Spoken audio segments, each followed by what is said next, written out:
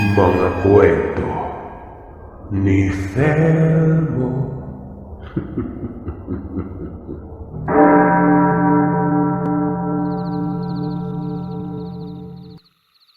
Tawagin niyo na lamang po ako sa pangalang Junjun. Ang kwentong ibabahagi ko sa inyo ay nangyari noong dekada 90. Nasa edad 12 anyos pa lamang ako noon. Itong kwentong ito ay tungkol sa aking lolo na itago na lamang natin sa pangalang Arcelo. Napakasimple lamang na tao ni lolo. Kapitbahay lang namin ito. Walang ibang pinagkakaabalahan kung hindi ang paggawa ng subid. Ito yung kahoy na korteng hipon. Bali para ito sa panghuli ng pusit. Binibenta niya ito noon. Kung hindi ako nagkakamali, nasa 15 pesos ata ang bawat isa.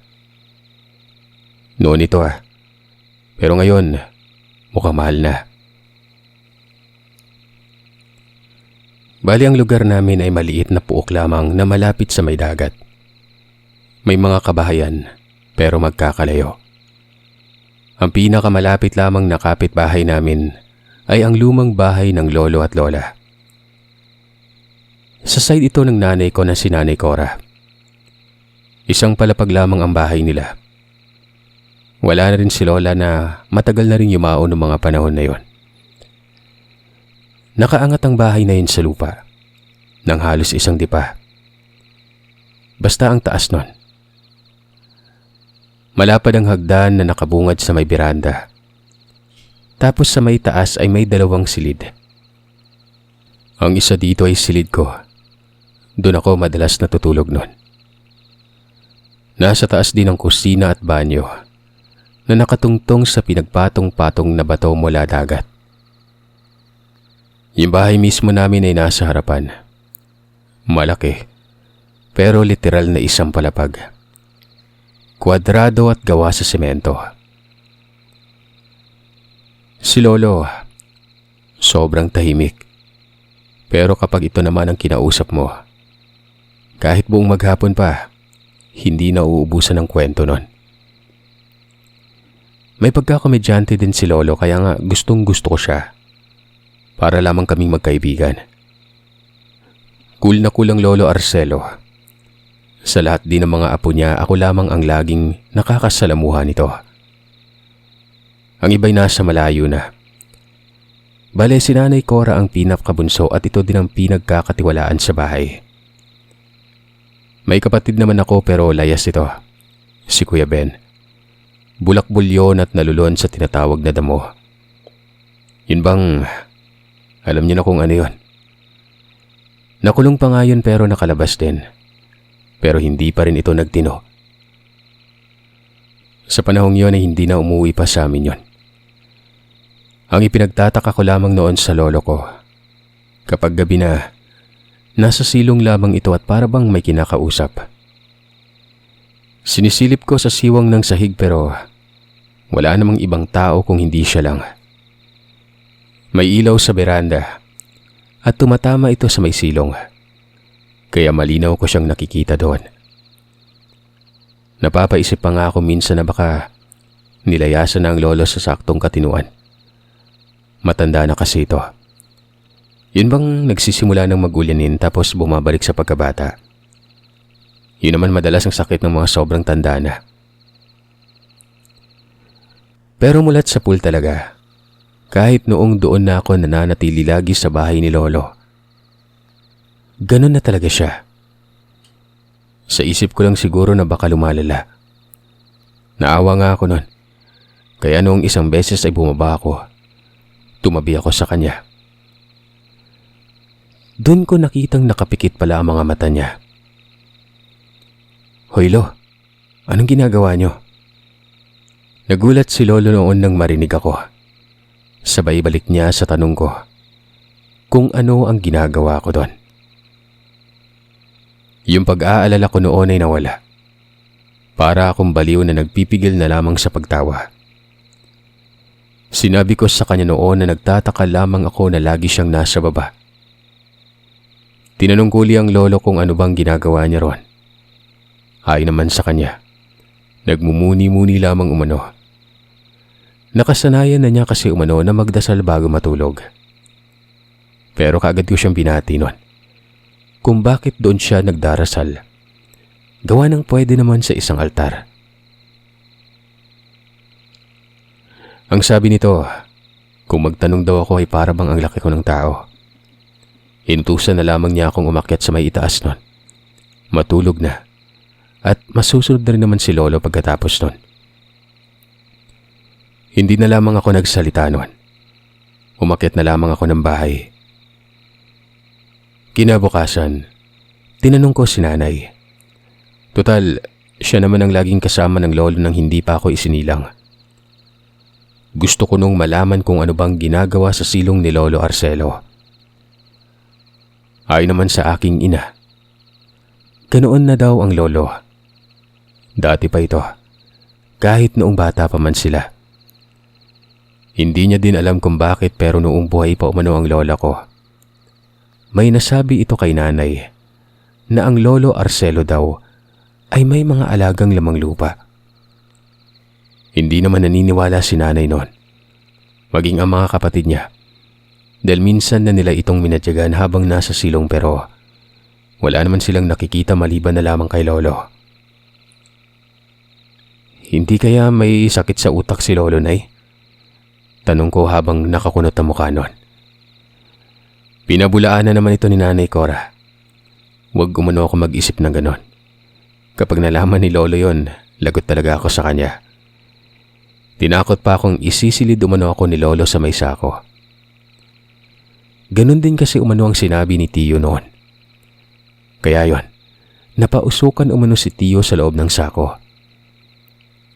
Ang sinisigurado ni Nanay Cora, hindi daw baliw si Tatay Arcelo. Hayaan ko na lamang umano. Maraming araw ang lumipas.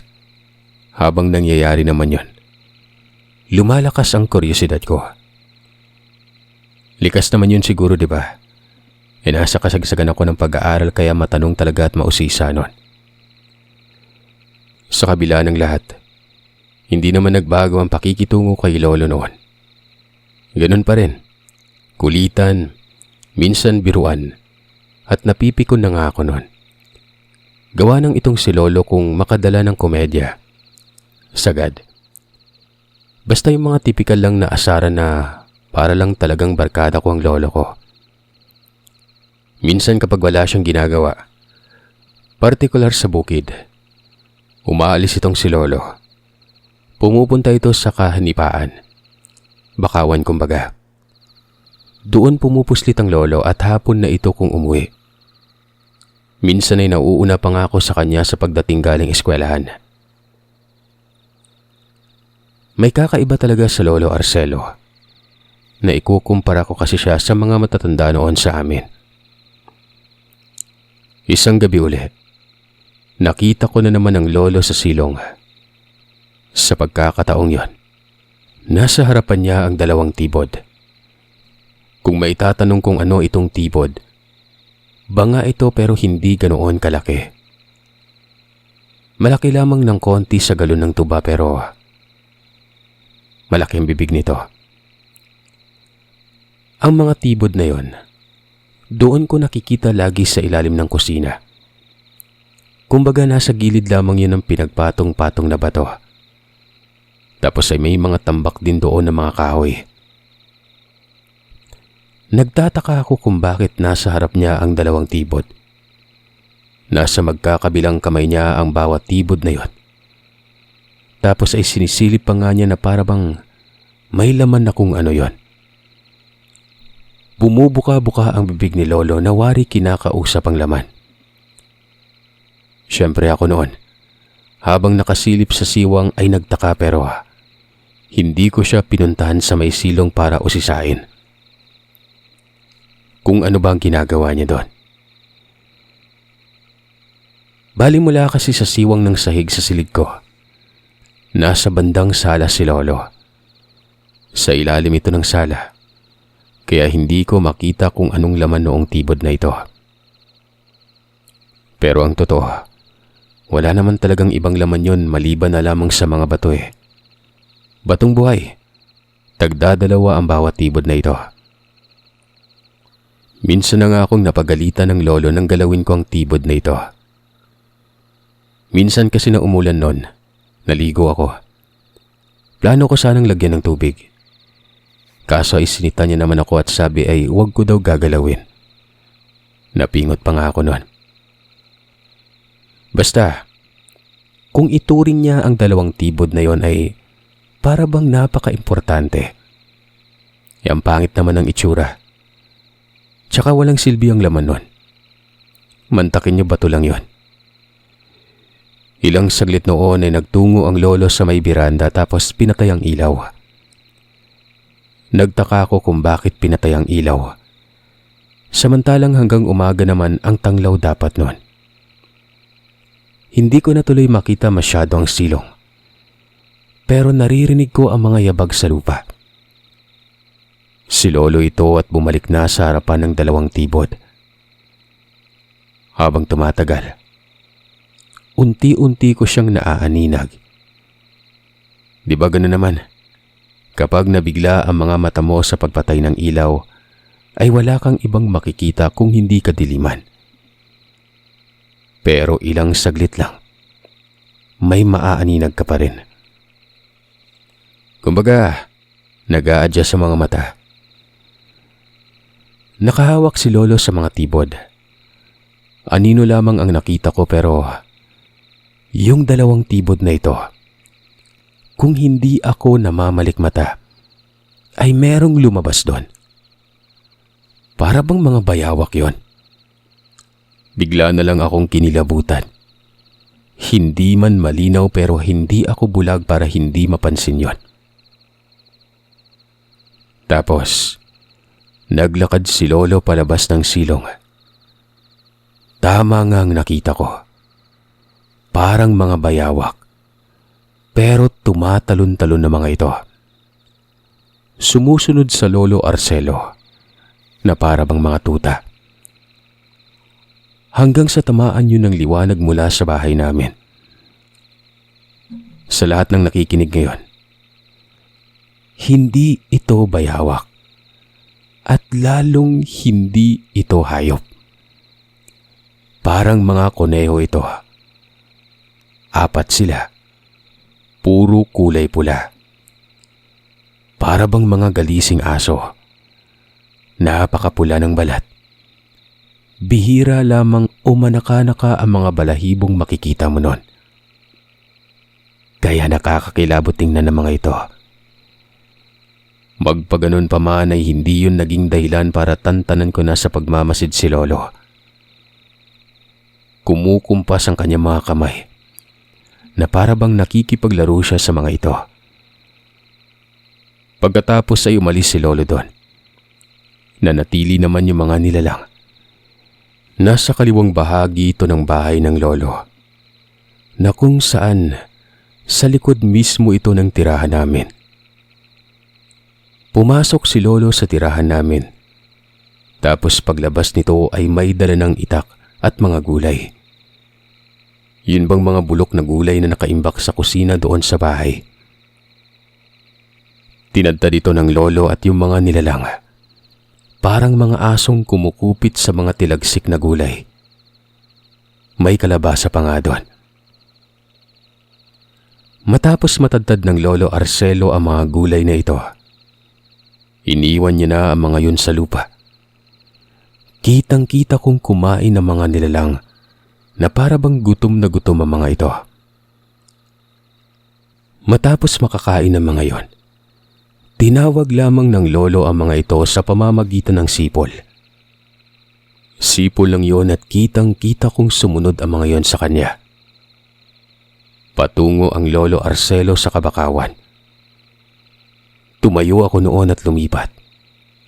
Sumilip ako sa bintana pero naglaho sila sa may dilim. Sa pagkakataong yon na hindi na ako nang haspang alamin kung anong ginagawa ni lolo, natakot na ako. Basta, natulog na lamang ako noon at kinabukasan. Kaagad akong nagtungo sa bahay namin. Sakto namang kakarating lamang ng tatay galing sa lawat. Naitago na lamang natin sa pangalang Greg. Nga pala, kamuntikan ko na makalimutan. Pananagat ang ikinabubuhay namin pero hindi yung small time. May payaw kasi kami. Mga 4 na payaw yon. Sa mga magtatanong, yung payaw ay yung ginagawang tirahan ng mga isda. Nasa laot ang mga ito at tuwing harvest ay may dumadalaw na malaking bangka. At ang tawag naman dito ay kubkob. Siguro ay napansin na parang balisa ako noon kaya ayon. Nagtanong si tatay kung may problema ba umano ako. Ang sabi ko naman wala. Hinahanap ko lamang ang nanay noon. Nako, ang nanay mo umalis. Wala ka bang klase? Tanghali na. Ay, Sabado pa lang ngayon. Hindi ko alam kung may idea ba si tatay noon. Wala si Nanay Cora. Kaya siya na lamang ang sinabihan ko sa mga nakita ko. Binaba niyang sagwa na tumupo sa gilid ng bahay namin. Akala ko pa noon ay nagulat ito sa mga sinabi ko. Pero ngumiti ang tatay.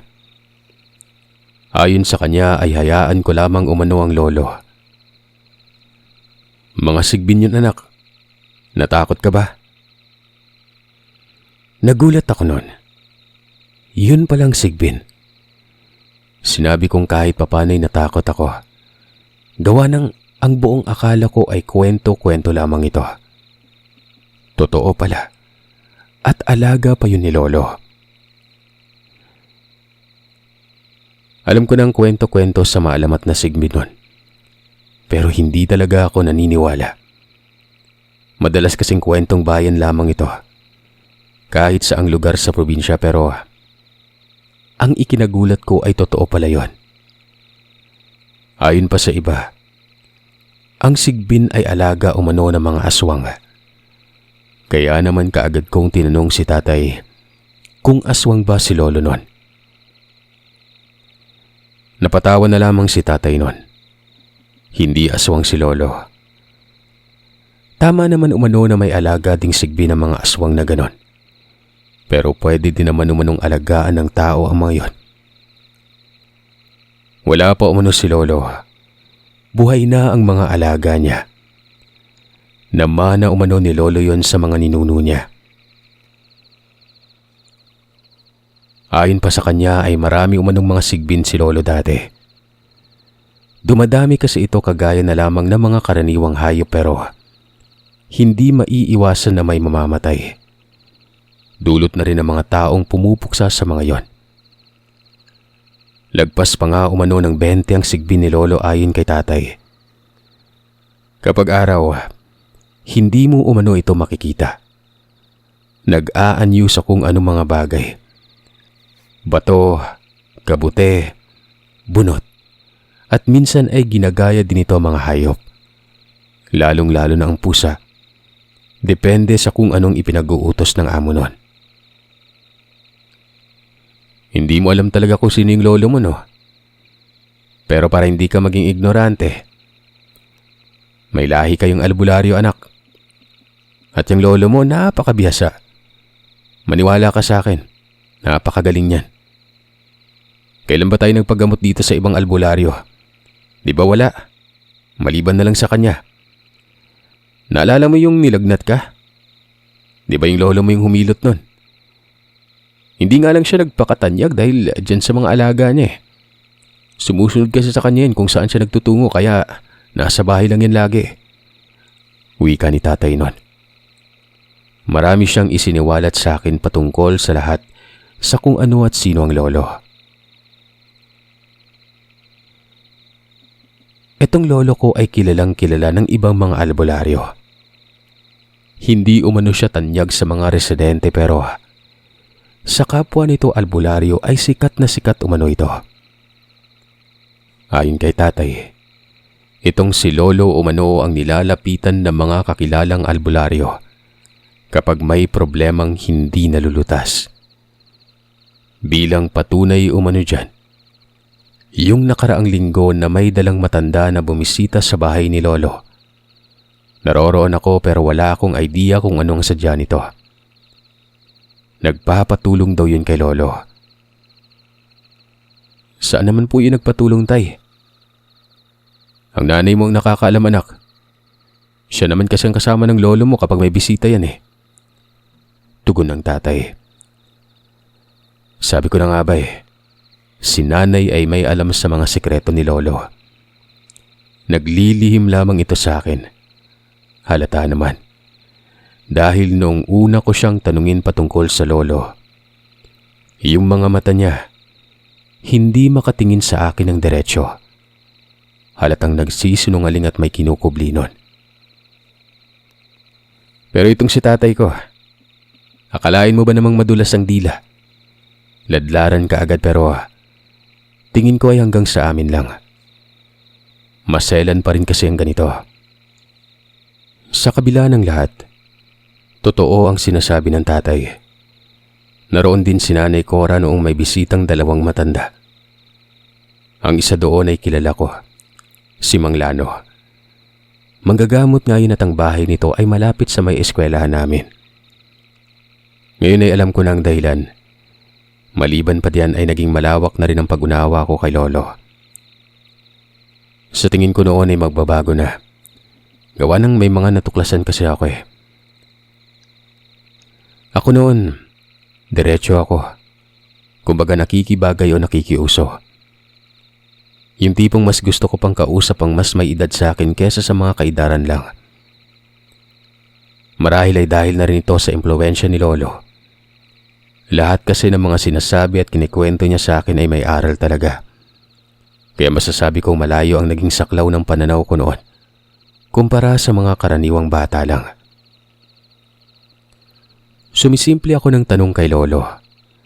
Yun bang, kung tawagin sa Bisaya, pasumbingay? Yung pahapyaw na tanong pero may laman at mapapaisip talagang sinong tao. Isang hapon, habang naroroon na naman ang lolo sa silong. Kakauwi ko lang ata noon galing eskwelahan. Gumagawa na naman siya ng subid. Tumabi ako sa kanya tapos, Lo, gulay lang bang kinakain ng mga alaga mo? Sa kakarampot na tanong na yon, nakita ko ang paglaki ng mga mata ng lolo. Matagal niya akong tinitigan. Sumimangot ang mukha nito at, Ano ka mo? Alaga? Paano? Teka, nakita mo bang mga yon? Ang alin po? Yung mga sigbin? Oo naman. Bakit? May kakaiba po ba sa kanila? Napapailing ang lolo. Sinadya ko talagang sabihin yon nang wala nang paligoy-ligoy pa. Yun ang pasumbingay na may laman. Nagsimula lamang sa maikling tanong pero nakakawindang. Ang tagal nagsalita ni Lolo. Ang sama ng titig niya sa akin noon. Matagal mo na bang alam to? Tanong niya. Oo ang naging sagot ko noon. Ayun, wala na siyang kawala pa. Inamin niya na yun lamang ang pagkain ng mga sigbin. Pero naroroon pa rin ang titig niyang nagtataka. Magpaganon pa man, naging bukas na ito sa akin. Tanong niya pa ay kung nasabi ko ba sa mga kaklase ko ang mga nakita ko pero syempre sabi ko hindi. Wala naman talaga akong pinagsabihan noon eh. Totoo nga ang sinabi ni tatay. Naging mahaba ang usapan namin noon ni Lolo. Hanggang sa bigla na lamang tinawag ni Lolo Arcelo ang Nanay Cora. Nakakarating pa lamang din nun. Napatanong naman ng nanay. At ilang saglit pa noon ay lumapit na ito sa amin. Ang sabi ng lolo, papaano ko daw nalaman ang lahat ng meron siya? Tumitig sa akin ang nanay na kagaya ng lolo ay nagtataka din nun. Si tatay po. Si tatay yung nagsabi. Noong isang araw lang, Biro lang pulo. Ang totoo ay gusto ko lang talagang patunay eh. Inamin mo kaya napagtanto ko na totoo pala talaga. Maliban pa dyan, nakita ko po talaga yung mga sigbin nyo eh. Abay, lambat mo ako doon ah. Huwag mong ipagsasabi sa iba ha. Cora, pakisabihan mo nga yung asawa mo. Dati ko pa kayo pinaalalahanan eh. Hayaan mo tay. Apo mo lang naman yung nakakaalam eh. Talagang kulit ng batang yan. Huwag kang mag-iingay patungkol dito ha. Mabubulabog ang lugar natin. Yun ang simula kung bakit pinaalam na lahat ng lolo ang mga ginagawa niyang napaka-misteryoso. Yung pagdarasal pala sa ilalim. Hindi pala yun pagdarasal. Kinakausap niya ang mga sigbin noon. Hindi ko lang umano nakikita. Hanggang sa isinama niya na ako sa pagpapakain ng mga alaga niya. Kung gaano kapangit ang itsura ng mga sigbin, mas naging malinaw pa ito sa akin. Yung mga mukha ay parabang pinaghalong daga at kambing. Yung mga mata ay natatabunan ng tenga. Tapos ay may maliliit itong mga ngipin na pantay pero matutulis. Kung titingnan ay parang mangangagat pero napakaamo naman. Katunayan, nahahawakan ko ang mga ito. Yung huni nila ay parang pusa nun, pero tunog sitsit. Matitinis at nakakakilabot. Ayon pa kay lolo, kaya walang asong gumagala sa lugar o nabubuhay malapit sa amin dahil yun sa mga sigbin. Pinapatay kasi ng mga sigbin ng mga aso na ito. Maiingay kasi ang mga yon kapag naroroon sila. Dagdag pa ni Lolo Arcelo, tama nga na nangihingi ng tulong ang mga albularyong bumibisita. Ito yung mga albularyong mga kinakalabang mangkukulam. Minsan ay mga aswang pa. Gusto nilang ipatunton ng mga ito sa mga sigbin ni Lolo. May mga mangkukulam kasing magaling sa pagkukubli. Kahit itawas ay hindi nakukuha at nalalaman ng lugar kung saan nakatira. Pero sa sigbin ni Lolo, wala umano silang kawalanon. Isang sipo lang ni Lolo, matutuntun na umano ang salarin. Pinupuntahan umano ng mga ito ang sigbin. Kasama umano si Lolo noon. Si Lolo na umano mismo ang pumupuksa sa mga salarin. Mapaaswang man o hindi. Basta kapag may napapadaong na albularyo sa lugar, siya na umano ang lumulutas ng problema. Sobrang namangha ako noon kay Lolo. Unang pagkaintindi ko kasi ay mga sigbin niya lang ang tutugis pero kasama pala siya. Dala na rin ang umaapaw na kuryosidad. Sinabi ko kay Lolo na sa oras na may magpatulong, sasama ako noon. Nagulat pa nga ako nang pumayag agad si Lolo nang wala man lamang agam-agam. Ikaw ang bahala. Pero pinaalalahanan kita, apo ha. Minsan may hindi magandang nangyayari. Hindi sa lahat ng pagkakataon ay nagtatagumpay ako. Tapang ang baon ko dito pero tingin ko, meron ka din naman ata noon. Wika ni Lolo. Mga isang buwan atang lumipas. May dumalaw na isang matandang babae na itago na lamang natin sa pangalang Aling Lorna. Kung hindi ako noon nagkakamali, bakasyon at paparating ang Pasko. Nasa bahay ako't wala sa bahay ni Lolo. Pero natatanaw ko ang matandang dumating. Si nanay noon ay nakikita ko na ang mapag-usisang mga mata nito. Narinig ko pang nag-usap sila ni tatay. Ayon sa narinig ko, ano na naman kaya ang sadya ng matandang dumating? Tiyak ay manghihingi na naman ito ng saklolo sa Lolo Arcelo. Mukhang mabigat umano ang problema at halatang malaki ito. Doon ko palang naalala na may napag-usapan pala kami ni Lolo. Sa oras na may pupuntahan siya ay sasama ako sa kanya. At sa pagkakataong yon, alam ko na yun ang mangyayari. Halong pananabik yun. Tiyak na matutunghayan ko na kung anong gagawin ng lolo ko, Sir Seth. Mabilis akong tumakbo patungo sa bahay ni Lolo. Nakikinig ako noon sa pinag-uusapan nila. Para bang sobrang selan. Ang hina kasi noon na kinakailangan ko pang dumiskarte na maigi para hindi mapaghahalataan. Naroroon sila Lolo at Aling Lorna sa beranda. Sumimple ako ng daan at upo sa gilid na parang wala lang.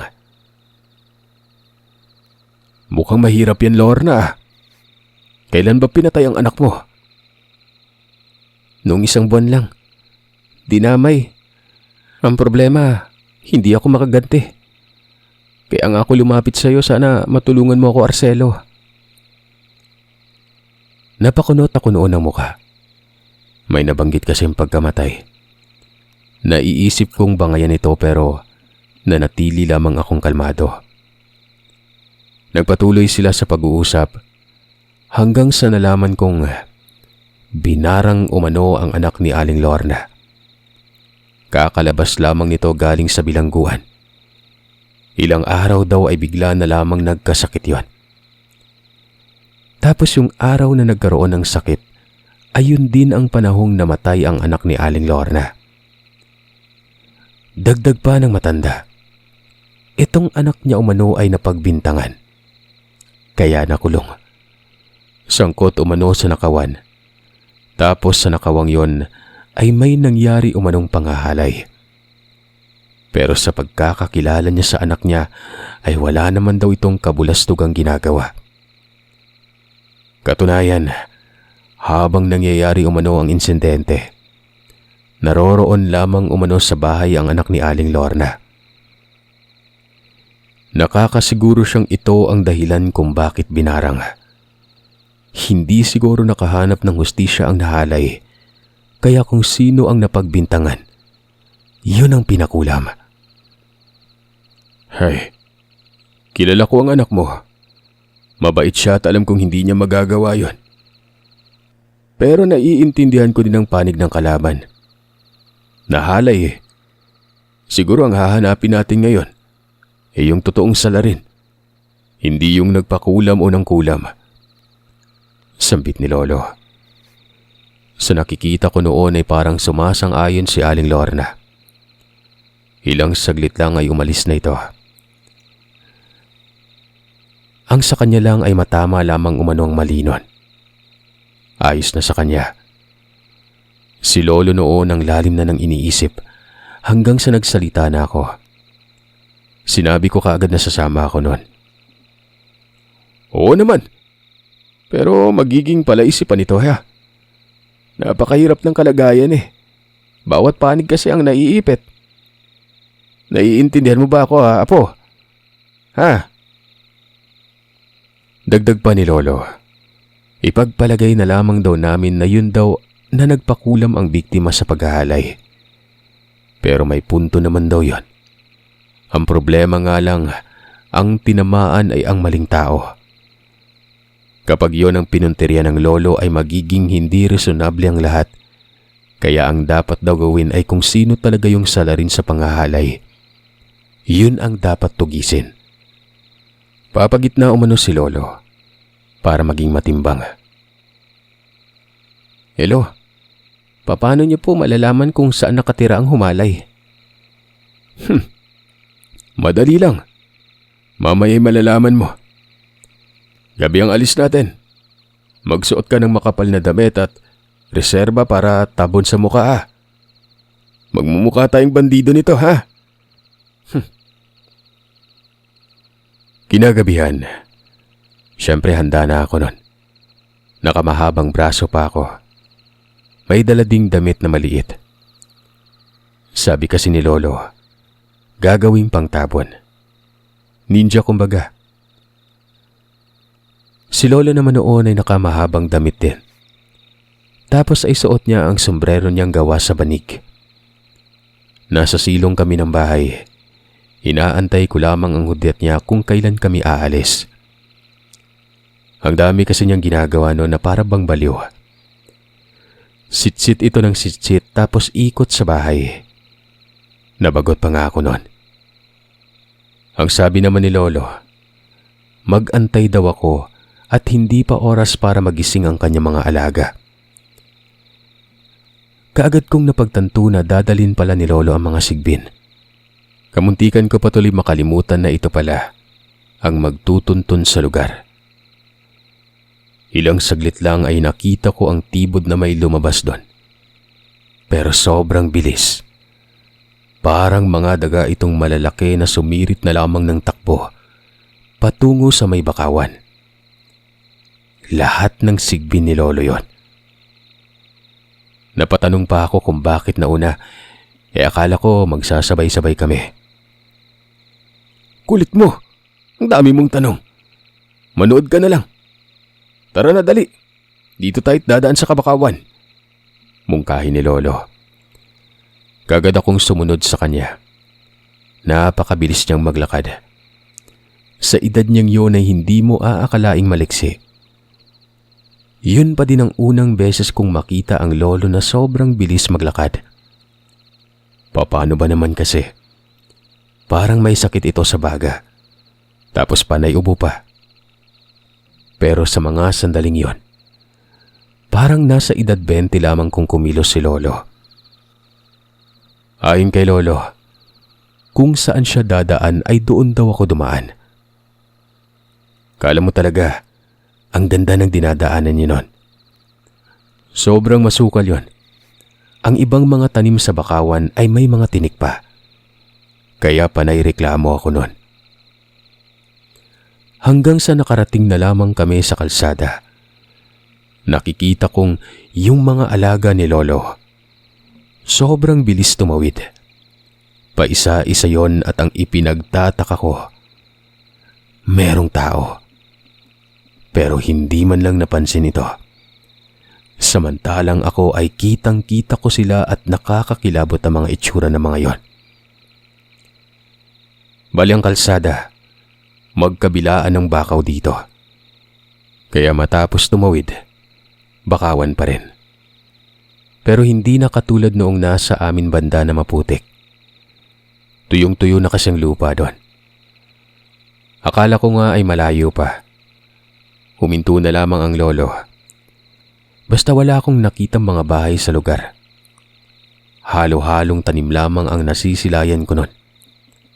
Bakaw, nipa, mga mangga sa unahan at lampas taong talahib. Pero sabi ni Lolo, nakarating na umano kami. Apo, malakas ang pandaman ng mga sigbin. Alam nila ang sitwasyon ng isang lugar. Kapag may sinabi ako sa kanila ay para silang mga antena. Malalaman kaagad nila kung ano at sino ang pinupukol kong tao. Siguro, dito nakatira ang nanghalay. Malalaman natin yan maya-maya lang. Sumunod ka sa akin. Mungkahi niya. Sa murang edad kong yon ay sobrang korsonada ko. Ano mang ipinag-uutos ng lolo, sumusunod ako noon. Tapos ay may tinuturo siya. Sa itaas ng mga puno ito. Nakikita ko doon na may tumatalon-talon. Siyempre, alam ko na kung ano ang mga yon. Ang mga alaga ni Lolo. Akala ko'y sa lupa lamang ang mga ito, pero para pa itong mga unggoy. Lipat ng lipat ang mga yon, hanggang sa nagpulasan na lamang bigla at naglaho. Kasabay naman ito ay may bumungad sa amin na bahay. Napamura si Lolo bigla na siya namang ikinagulat ko. Ayon sa kanya, doon daw merong malakas na harang. Ewan ko kung anong ibig sabihin niya. Wala naman akong nakikitang harang. Malawak na espasyo na kasi ang kasunod sa noong masukal na yon. Tapos ay isang bahay na malaki at may ilaw ito sa may bandang harapan. Tama ang duda ko. May hindi nga maganda. Akala mo nga naman, yung salarin pa ang mangkukulam. Ano kayong motibo nito at bakit pinatay niya ang anak ni Lorna?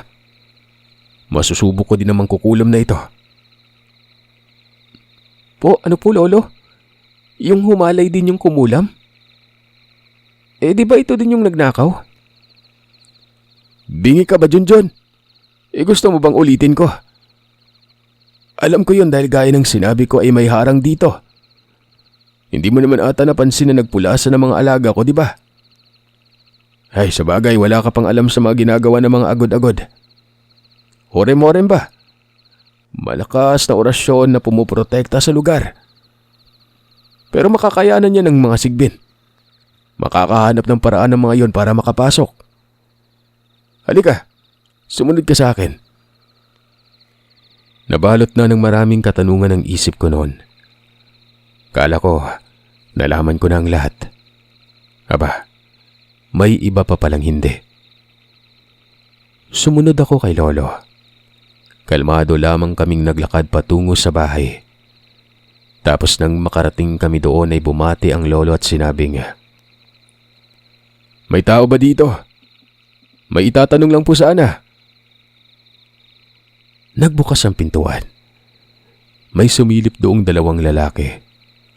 Ang isa ay husto na sa edad habang ang isa naman. Binata pero matitipuno silang dalawa. Yung nasa husto na ang edad ang nagsalita. Ang tanong ay kung ano daw ba ang kailangan ni Lolo. Ayon naman kay Lolo, makikipag-usap lang umano. Nagkatitigan ng dalawa nun. Makikipag-usap? Sino kayo? Teka, kilala ba namin kayo? Lumapit si Lolo noon tapos inalis ang sombrero.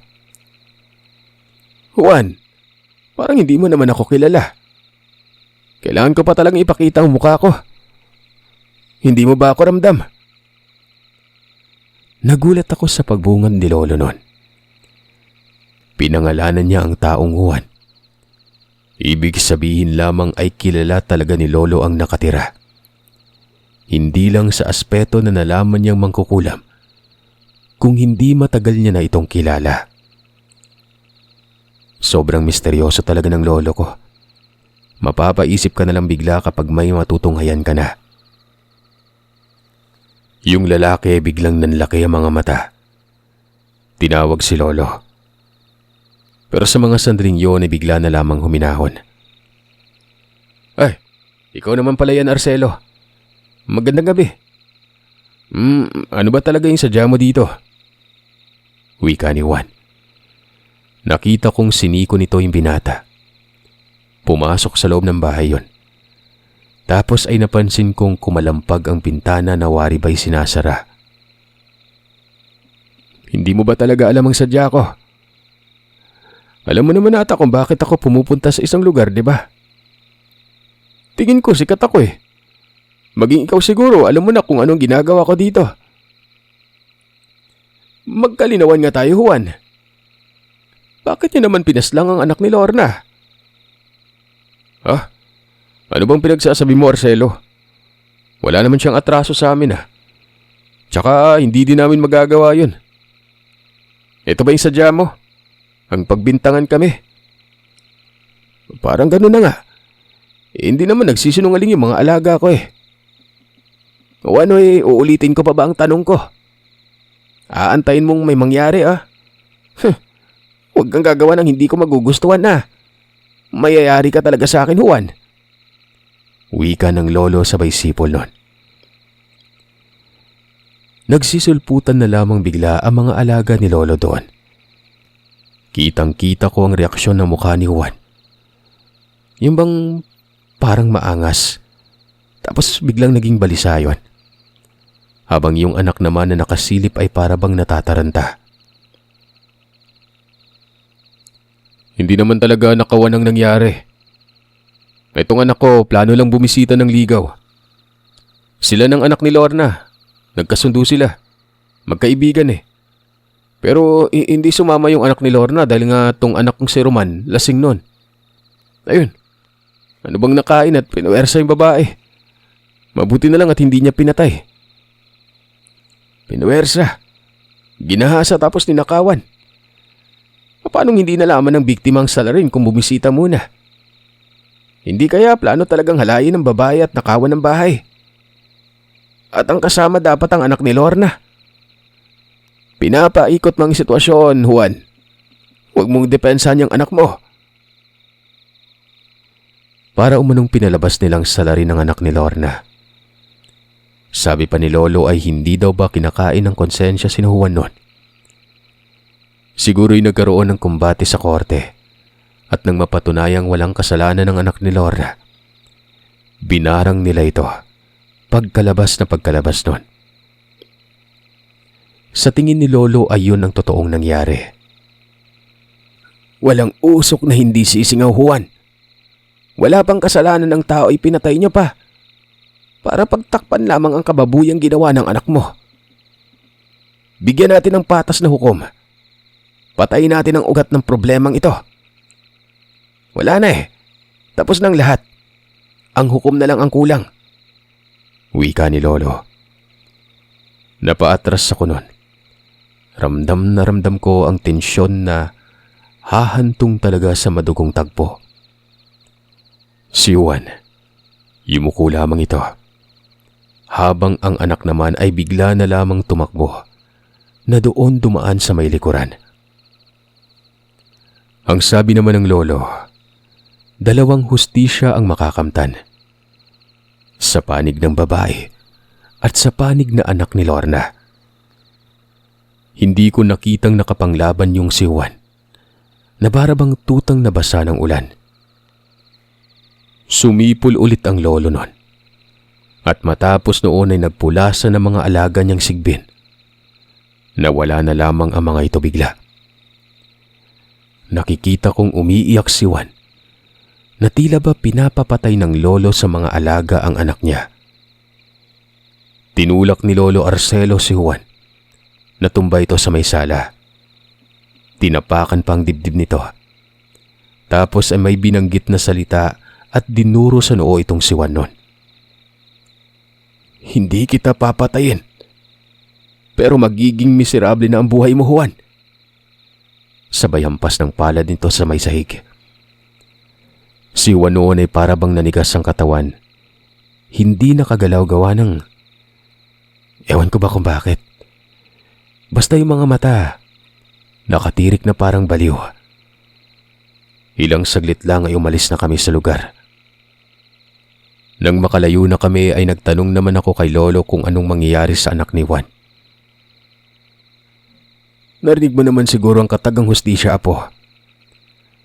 Ngayon, gusto mo pa bang sumama sa akin kapag may lakad ako? Pumapatay ako, Apo. Yung pinapatay ko, sukdulan ng mga kasalanan. Hindi ako nakapagsalita noon. Nakatulala lamang habang sumusunod sa kanya. Bumabaha ang sandamakmak na katanungan sa isip ko. Nang makarating kami sa bahay, nakita ko ang mga alaga ng Lolo na nasa silong noon. Para bang inaantay kami ng mga yon. Sinabi ng Lolo na dumiretso daw ako sa may itaas. Ginawa ko naman. Aminado ako makikipag-usap na naman ng Lolo sa mga alaga niya. Naririnig ko siyang nagsasalita pero hindi ko na pinagtuunan ng pansin yon. Hindi maalis-alis sa isip ko ang nangyari kanina. Bakit naging ganon si Juan? Buhay pa naman pero para talagang baliw na. Hindi yun tumayo. Nakahiga lamang noong umalis na kami.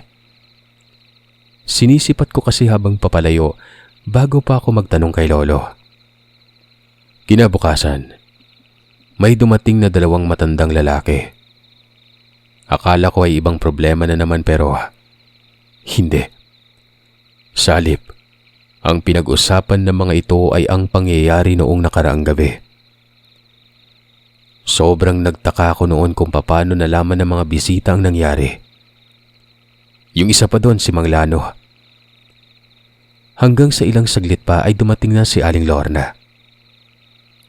Galit na galit si Aling Lorna.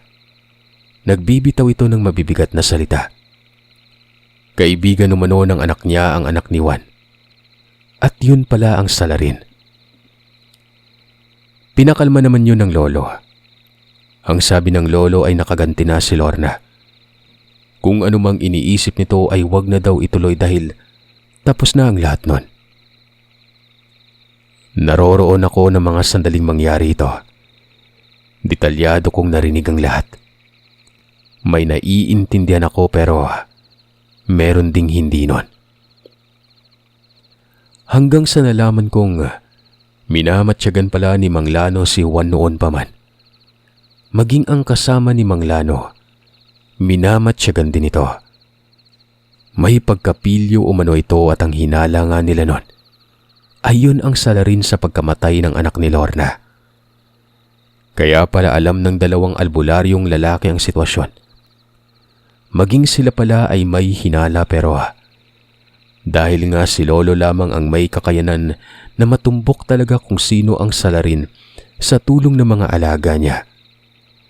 Si Lolo lamang ang inaasahan nila. At ayun nga, napuksa na ang mga salarin.